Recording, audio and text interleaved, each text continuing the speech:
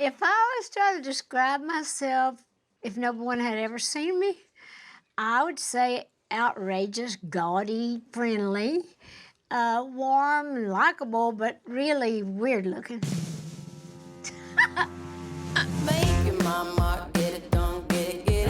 Working real hard till we done, did it. Breezing through the city like hello. You know how like kids feel about Mickey Mouse and Minnie Mouse? Like they go to Disneyland and they think, oh my gosh, there's Minnie Mouse. And it's the most extraordinary person they could meet in their life. That's how I, as a grown-up woman, feel about Dolly Parton.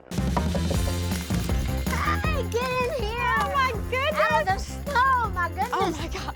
Come on, it's cold out there. Who knew this was going to be at snow today? How exciting! Let me fix your hair. Okay, Before thank you you. had your hat on. Gotta take care of my hair. Yeah, you look good. I'm making breakfast. Come on in here. Oh my gosh, I'm so excited. I'm gonna be a role model. Going straight to the top. With a career spanning 6 decades, this 47-time Grammy nominee and Country Music Hall of Famer is one of the most honored female artists of our time. She's one of the kindest, warmest, and smartest women I know. Doesn't get better than that. No, there ain't no doubt I was born for this. I had this idea to do a show about women that I really just love, admire. I love what they're doing in their own industry, in their discipline, their journey to become a strong woman within that industry. And of course, one of the first people I thought of was Dolly. Because no one, you know, in country music has gone through more different iterations of being a businesswoman. And success isn't limited. And I think sometimes people think, okay, well, there's only a certain amount of success, and if she gets it, I won't. But I just don't think that's true. No, I think it's very helpful. In fact, I know that was true outside the business in my own life. Yeah. It was like that with my sisters and I, and my aunts and my grandmas and my mom. Yeah. You know, we just had this whole world of women that kind of stuck together. The women in the church, like when we were going through things, we were stronger together. And I think that has carried on with me through the years in my career. I always think back on that strength of women. I remember being little. I remember this is so vivid. You're still little. Okay, well, short. I was in kindergarten, skipping rope. And I always was kind of a loner, and I was always singing to myself. And I had big dreams. And my PE teacher said to me, Reese, what do you want to be when you grow up? And I said, I'm going to be Dolly Parton. And I meant it. I did not even blink. And she said, you're going to be Dolly Parton? I said, mm-hmm. I'm going to be famous like Miss Dolly Parton, and she's from Tennessee, and if she can do it, then I can do it. Well, you certainly did it, with or without me, for sure. I've been in this business for 60 years. I started singing when I was 10. So it's just really been a journey, you know, being brought up poor and country. I barely got through high school, never went to college, but I had my dreams early on. I knew what I wanted to do. I grew up way up in, we call it up in the holler, in the Great Smoky Mountains of East Tennessee. We were really just poor country people. We had a house full of kids. There's 12 of us in all. We are in order: Willadine, David, Denver, Dolly, Bobby, Stella, Cassie, Randy, Larry, Floyd, Frida, and Rachel. And in my early days, we didn't even have running water unless we'd run and get it. We worked our own fields, grew our own food, canned our own food, and raised our own hogs. It was hard. And my daddy was strict. Daddy didn't want me getting out in the world. Yeah. He didn't even want me to go to school. You know, Really? But that wasn't in a bad way. He just was afraid something bad was going to happen to his girls. But Mom knew that I had a strength. She knew I knew what I wanted and who I was. Yeah. So she'd fight for me a lot when I'd want to go places Daddy didn't want me to go, to sing, like to Nashville with my Uncle Bill, where we'd sleep in the car, and that was our room. My bedroom was the back seat, and his was the front seat. And then I'd wash my hair in the filling station bathrooms and put makeup on in the side mirror of the car, and that was just how you did it. Wow. So you learned to do all your hair and makeup and all that stuff by yourself? Oh, yeah. How did you learn to do all that when they didn't have YouTube and tutorials and all that? Well, you don't need to learn a lot to know how to learn how to tease hair. And early on, I wanted my hair bleached. And I remember one time when I first bleached my hair, I was reading on the bottle, and it said, be careful, so do not get in eyes to do so may cause blindness.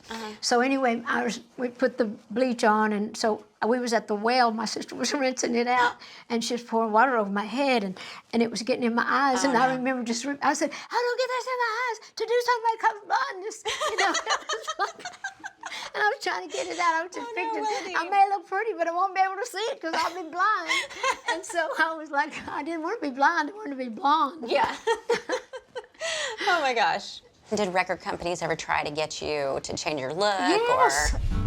I was 18 when I came here.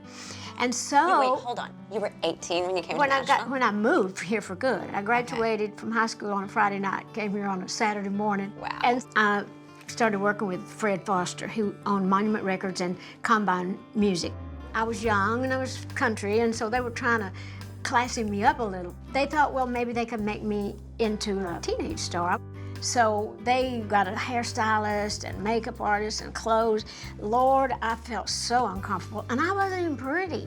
I did not like the way I looked. My hair was flat, and I wanted more makeup. I hate when my hair is flat, Dolly. Oh, I hate. I just can't stand it. I just hated that look. And I did a few records, teeny bop kind of songs, and they didn't do anything. And I thought, oh, I don't want to be this. I don't want to be this. I don't want to be this. You got to let me sing country. Well, I think it's wonderful to have ambition. You got to get out and work too. I mean, a lot of women can kind of hide behind a lot of stuff and just use the excuse that I didn't make it because I was a girl. Well, you can make it if you'll get out and be willing to sacrifice and work for it. Ain't no man going to stop you if you've got the talent. You might have to work a little harder in your area, but it can be done, and I am a prime example.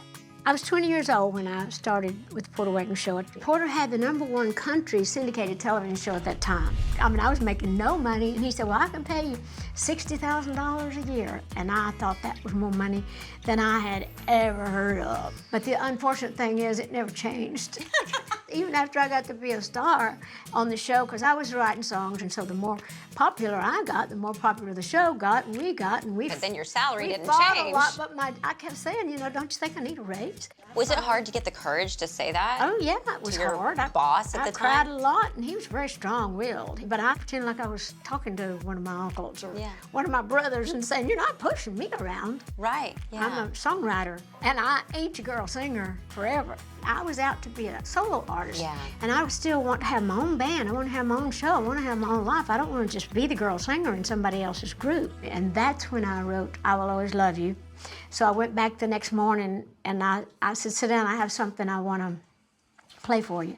If I should stay, well, I would only be in your way.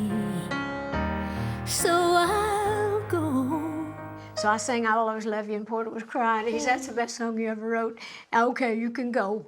But I have to produce the song, and so it was a couple of years later. But it was all right, because that's how you learn to maneuver. I am first and foremost a songwriter. I've been writing since I was 7, serious songs. Loving my family and writing about those days keeps me sane in an insane world. And anytime I get homesick or lonesome, when I'm out on tour or in other countries, I can just get my guitar and sing about home, and it just takes me back there. My daddy always said, now try to keep as much of your own stuff as you can. So as soon as I could, I started my own publishing company. Years later, Elvis was recording here, and I knew the people that were producing him. So they called me 2 or 3 weeks before and said, Elvis is recording. You want to come down and meet him? Because he's going to record I Will Always Love You. And I thought, oh, my God. And I told everybody, and I was so excited. And I was going to go to the session and meet Elvis and all that. And then just like a day before, I got a call, and he was saying, now, we don't record anything with Elvis unless he has the publishing. And I said, now, hold on. I said, well, I can't do that. I said, because I've already had a #1 song on it, and it's my most important copyright. Right. And he said, well, then we can't record it. And I cried all night. I was so upset about it. But I thought, I can't do it. I can't even do it for Elvis. Priscilla told me later he was very disappointed, and she told me how much he loved the song. When they divorced, that when they were leaving the courthouse, she told me that he was singing that song in her ear. Oh, it's a good thing that you maintain the rights to I Will Always Love You, because then what happened? When the Bodyguard movie came out, Kevin Costner sent word, can you send us that song? Because they were looking for the perfect love song. So I sent it out, totally forgot all about it. And then I was driving home, and all of a sudden I hear this sound on the radio. It was like how she started that a cappella, like, if I should stay. I thought my heart was going to bust. I had to pull over. lest I should wreck. It was Yeah. the most overwhelming feeling I've ever had. And that was Whitney Houston singing And it your was song. Whitney. She took it to so many levels to think that my little song, my little heartfelt, heartbreaking song, could be that big. I felt like that I had arrived as a writer. But you look at it, and over time, like that's, of course, that was such a savvy thing to do. But I do think, I'm sure you've had through your career many times where people said, no, I just think maybe I'll try and, she's not as smart as she thinks she is. That's always been such an inspiration to me, because I always thought, no matter where you come from, it's inside of you. Yeah, well, I got that strength from my dad. My dad was a hard worker. My dad was not educated at all. My daddy couldn't even read and write, but he was so smart. You've got to not just trust everybody. Yeah. You can trust them to a degree, but you got to keep that thing like inside you that says, that don't feel right to me. Right. That's not how that should be. But I wanted to talk to you a little bit about, I came here, it's like 6, 7 years ago, to this house, and I Yeah, said, you Dolly, did, didn't you? I think I'm gonna start a company for making movies for women and television shows for women, because there's just not enough parts. And I remember sitting there and you saying, I think it's a good idea, and if you ever need my help, you were so sweet. And I was like, yes, I need your help and support. I love working with the men, the movies I've done, but my most success have been like with Still Magnolias, with all those great women. Oh, and my then, God, of that's such a course, good let's movie. not forget 9 to 5. Yes. Which is such an anthem for female empowerment, and that we're stronger together. 9 to 5 is such a classic movie, but women now are dealing with so much of harassment in the workplace. And do you think things have changed since 9 to 5? Well, not changed enough, I don't think, but I really think it threw a light on it back then at times, and I think a lot of things were greatly improved because of that. But people don't realize there are many good men, and you know what I'm talking about. You've worked with a lot of wonderful, wonderful men. Yes. But there are some that just won't give you a break. There are just some that think because they are men that they can take advantage, or because they are the boss. I do believe, too, it's a moment for women to stand up, but honestly, we need balance in the world. We do. We need gotta have our men. and We gotta have women. good men doing that, and there are so many So more many. good men than bad. It's just that the bad ones need to be pointed out. We gotta learn to stand up a little more as women. So any way that we can help is good. You're very genuine in everything that you do. And I think that comes from, your background. And, my favorite song is Coat of Many Colors. Oh, yeah. It just, as a little girl, I would listen to it. And I thought, no matter where you're from, your life matters. Your story's important. I think a lot of people think out there, like, how am I ever going to get ahead? But I look at you and I think about your story and what your mother made this coat out of little pieces of fabric. That little song is more than a song. It's about an attitude, a philosophy. It's about, it's about the bullying. Yeah. That we made it into a children's story Yeah. about how accepting people as they are and for their differences, and not to make fun and not to laugh, and that you're only poor if you choose to be, meaning you can be rich in spirit, you can be rich in thought, you can be rich in talent, and you can be rich in all those wonderful things. So that little song means a great deal to me, and it's meant a lot to a lot of people. When I wore that little coat to school, kids would just say, that ain't nothing but rags, that ain't nothing but scraps, and that's just a ragged old coat, and it's even faded, and it's not even new cloth. It broke my heart that they were actually making fun of me. But maybe God had his hand in that, because now I'm able to be in a position where I can help other people, and certainly my family. My coat of many colors that my mama made for me, made only from rags that I wore it so proudly. And although we had no money, I was rich as I could be in my coat of many colors mama made for me, made just for me. My nails are a little long for this, but it's That's so so pretty. magical. I'm You gonna want to cry. hold it? You want to hold it? Yes. Okay, pick it. No, I In don't know if my I can. coat. I can't do it. Back to can do rock. it, you can do I can do the auto harp. I can't do the Oh, you learned to play the auto harp because of June. Yes. Did you know June Carter? Yes, I knew her very well. And Johnny. And Johnny, yeah. When I do my life story, you may have to. I better get after it though. It's I my said, all you gotta dream do to is just get a play bigger you. boob job. We can work on that part. But when I was a kid myself, when I was a teenager, I used to steal the shoulder pads out of my grandma's winter coat, and I would use them to put in my bra to push my boobs up before they had those push-up bras. So we do what we got to do. One of my favorite songs that I've written is called Backwoods Barbie. It was kind of about the way I looked. It's like I'm just a backwoods Barbie, too much makeup, too much hair, but don't be fooled by thinking that the goods are not all there. Don't let these false eyelashes lead you to believe that I'm as phony as I look, because I run true and deep. Don't judge a book by the cover, because I'm a real good book.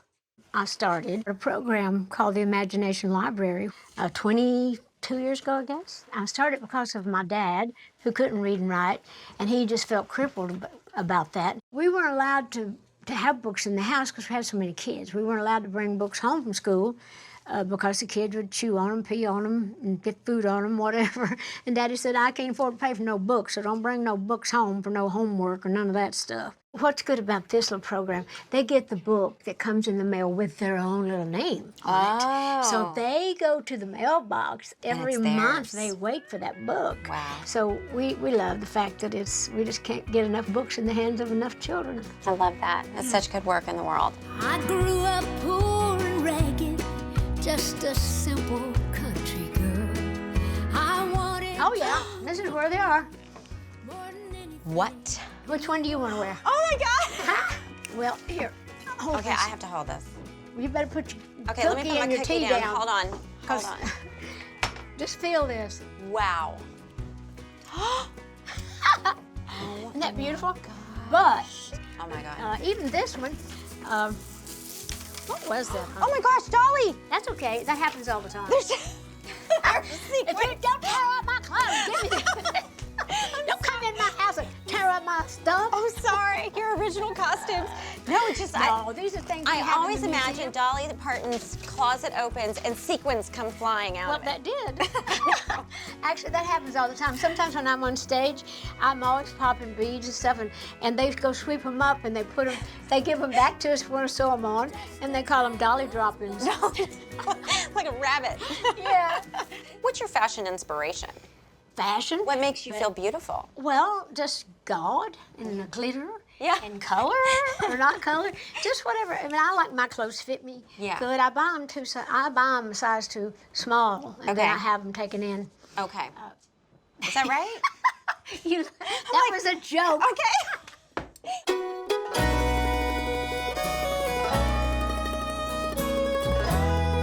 Come into my little church, my little chapel. Oh, wow. This is where I have to come when I get overwhelmed with everything else, or if I just want to pray. Amazing grace, how sweet the sound. I don't know if you remember this, but you told me a story a long time ago about a man that came to your church. He pulled you out and he said, this child's special, or these children are Oh, special. that was a lady. That was a woman. A woman, Yeah, okay. that was, and she prayed all the time. Yeah. And she was kind of like a psychic, and I was little, and she put her hands on me, and she was praying, and she said, this child is anointed. And she was like shaking me, like the Pentecost. Yeah. She said, this child is anointed, of course, after church. And Mom said, that just means God has his hand on you, and that you might do great things. Wow. So I was What a always, beautiful yeah. story. It sounds like you've always had that guiding light inside of you. Oh, I'm no angel, heaven knows. I mean, what I ain't done, I probably will do, but I don't mean to. Yeah. I try to be better all the time, but I do have faith, and it really helps me. And sometimes I do get weary from life and family. I go a little crazy from all the lunacy. It's not that I'm not grateful, but all in all, it gets a little much some days. That's when I have to stop, and I pray for love and guidance and and help along the way. I love what you said in your concert, just last concert that I saw you in, where you talk about dream more, learn more. Oh, dream more, care more, do more, be more. I wrote a song 22 years ago called Try, and it's really about just try to be the first one up the mountain. It's like just try to make the most of every moment, and if you fail, just get up and try again. Well, I want to just tell you, Dolly, I'm going to get emotional, but you've inspired me so much. Well, thank You continue to inspire me. I've always wanted to be more like you. Well, don't be like me, be like you. But I'll thank be you. me. But you do inspire me, and I think you inspire so many people out there with your positivity and your the warmth and the kindness just comes off of you because it's real. And Well, I try. Well, thank you. It's like I've chased after rainbows. I've captured one or two. Yeah. And I've reached for the stars, and I've even held a few. I've walked that Lonesome Valley, you know, atop the mountain, soared the skies. I've laughed and I've cried, but I've always tried. well, I love you, Dolly. I love you Thank you too. for sharing. Thank you. It touches me to no end that I'm an inspiration. It makes you feel like you've done something right, because you don't really know in your life how you're going to be seen or remembered. And I look back and then I still see that my music seems to be important, and that young women especially, which I love that they can look to me to say, Dolly had the strength to do it, or she got through it. That's really humbling, and it makes me feel proud, and I just thank God for it. I see